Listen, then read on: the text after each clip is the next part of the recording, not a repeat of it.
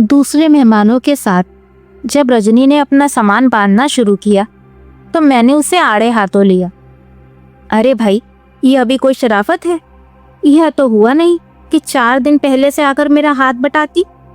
ऐन बारात चलने के वक्त महारानी टैक्सी से उतरी हैं और अब जाने के लिए भी सबसे पहले तैयार खड़ी हो। हद है। ऐसी कौन सी नौकरी है ये जिसमें छुट्टी का प्रावधान नहीं है? छुट्टियां तो मेरी सबकी सब बकाया है रे। पर क्या, मियाँ की याद आ रही है? तो साथ लाना था ना। मैंने तो सपरिवार आने को कहा था। एक तो मुंह उठाए अकेली चली आई और अब नखरे दिखा रही हो। कोई टेलीफोन नंबर हो तो दे दो, मैं अभी कोकिल जी को फोन लगाती हूँ। पागल हुई हो? ये कोई मेरी उम्र है उनके लिए बिसूरने की? मैं तो पिंकी के लिए जल्दी मचा रही थी। क्यों, उसे क्या हुआ? होना क्या है, एक आध बिटिया होती तो पता चलता लड़की को घर छोड़कर आते हुए कैसा लगता है। तो उसे भी ले आती ना। मेरा बेटा तो बहन के लिए तरसता ही रह गया। यहाँ जो भी आई सब शादीशुदा थी, बस दिन भर अपने बच्चों को टांगे हुए पति के आगे पीछे डोल रही थी। दूल्हे के पास घड़ी भर बैठने की किसी को फुर्सत नहीं थी। ना कोई हंसी ना मजाक।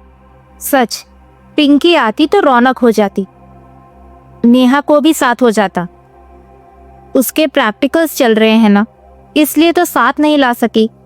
उसे लेकर आती तो फिर मुझे कोई चिंता नहीं थी।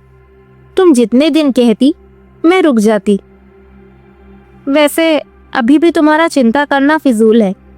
घर पर पिंकी अकेली थोड़ी ही है, उसके भाई हैं, पिता हैं, फिर चिंता कैसी? वह एक कसैली सी हंसी हंसती। लड़कों का कोई भरोसा होता है? हवा की तरह इधर से आए और उधर से निकल गए। और उनके पिता, वे तो बच्चों से बदतर हैं। बिना कहे सुने घर से गायब हो जाएंगे तो आधी रात घर लौटेंगे, और घर में रहेंगे तो अपने जैसे 4 निठल्लों को जोड़ लेंगे। हम माँ बेटी चाय बना बनाकर हलकान हो जाती हैं। ऐसे ऐसे नमूने इकट्ठा कर लेते हैं कि देखकर उबकाई आती है। मुझे एकदम हंसी आ गई। वह चिढ़ गई। इसमें हंसने की क्या बात है?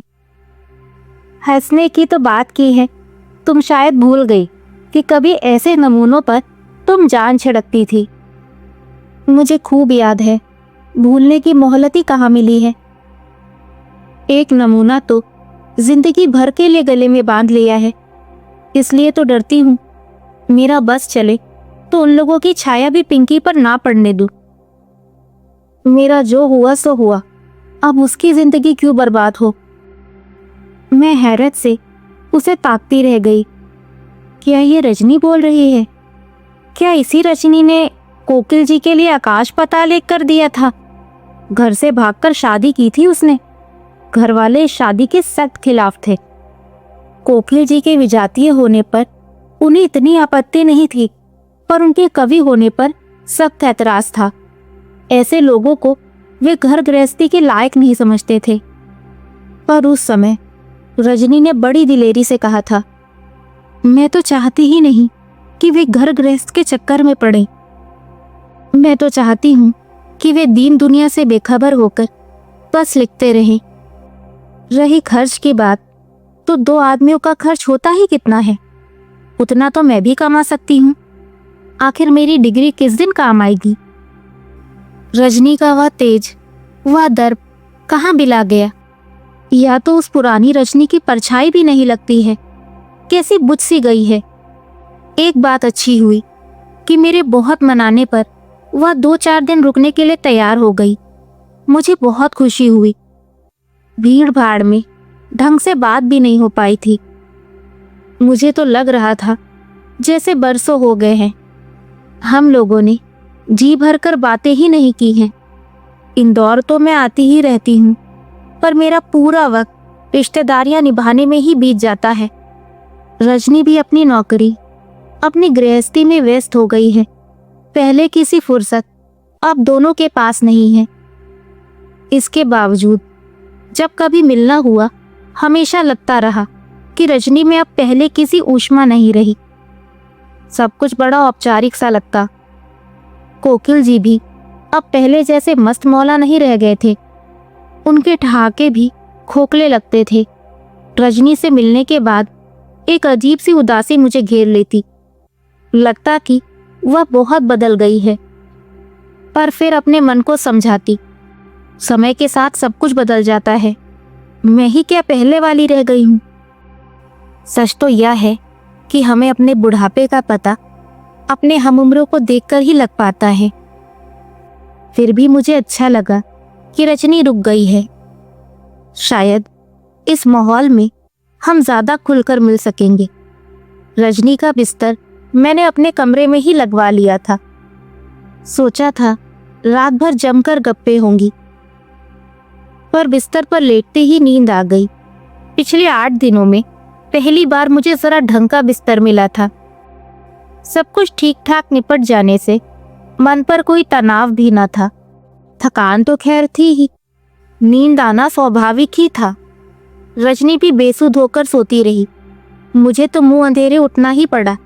2-1 मेहमान जीटी से जाने वाले थे, पर रजनी 9 बजे तक सोती रही।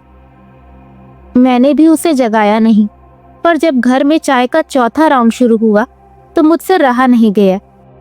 चाय लेकर उसके सिर पर ही जा खड़ी हुई। मैडम, बेड टी हाजिर है, अब उठिए भी। उसने बड़ी मुश्किल से आंखें खोलकर मेरी ओर देखा, फिर एक भरपूर सी अंगड़ाई लेकर उठ बैठी। मेरे हाथ से चाय का कप लेकर बोली, थैंक्स। पता है आज कितने दिनों बाद मैं इतना सोई हूँ। कितने अरसे के बाद मुझे किसी ने बिस्तर पर चाय दी है। इसीलिए तो कह रही हूँ कि महीना 15 दिन रह जाओ, मैं तुम्हें रोज बिस्तर पर चाय दिया करूंगी। मेरा बस चले तो मैं यहाँ हमेशा के लिए रह जाऊं। सच, रोज की भागम भाग से एकदम थक गई हूँ। कभी कभी मन करता है नौकरी छोड़ दूं। तो छोड़ दो, तो छोड़ दो। उसने मेरा मुंह चिढ़ाया। नौकरी छोड़ दे तो खाएंगे क्या? उसके स्वर में एक अजीब सी वेदना थी। मैंने हौले से पूछा, कोकिल जी क्या सचमुच कुछ नहीं करते? करते क्यों नहीं? दिन भर कागज काले करते हैं, सिगरेट फूकते रहते हैं। मैंने उसके व्यंग्य को अनसुना करके कहा, आजकल तो सुना है कविताओं पर भी अच्छा पारिश्रमिक मिलता है। छपेंगी तभी तो मिलेगा, आधी तो लौट आती हैं। जो छपती हैं उनके पारिश्रमिक से तो टाइपिंग का खर्च भी नहीं निकलता, डाक खर्च अलग। कवि सम्मेलनों में तो जाते होंगे। आजकल के कवि सम्मेलन सुने हैं कभी? वहां तो हास्य रस के कवियों की ही पूछ होती है, या फिर गलाबाज कवि रंग जमाते हैं। तुम्हें तो याद होगा ये कितना अच्छा गाते थे, पर सिगरेट पी पी कर गले का सत्यानाश कर लिया है। कहीं जाते भी हैं तो बुरी तरह हूट हो जाते हैं। बच्चों को तो इतनी शर्म आती है कि क्या बताऊं। सुनकर सचमुच बहुत बुरा लगा। वे स्वप्निल दिन याद आए जब हम लोग रात रात भर जाग कर कवि सम्मेलन सुनते थे। कोकिल जी तो उन दिनों धूम मचाए हुए थे।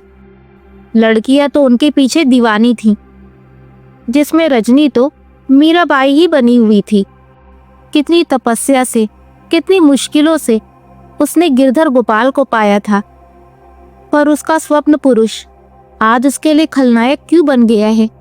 उसकी सतरंगी कल्पनाओं का महल खंडर में क्यों बदल गया है? बुरा लगने की तो बात ही थी। रजनी मेरे यहाँ 3-4 दिन रही, पर ज्यादातर वह सोती ही रही। लगा कि पता नहीं कितने दिनों की नींद पूरी कर रही है। शेष समय हम लोग बैठे गप्पे मारते रहते। एक दिन अचानक बोली, तुमने तो मुझे पीहर का सा सुख और आराम दे दिया। मैं तो अब तक इस सुख से अनजान ही थी। आज पता चला कि बुढ़ापे में भी आंखों को पीहर याद आता है। उसकी बात केवल एक बात नहीं थी, व्यथा का एक पूरा दस्तावेज थी।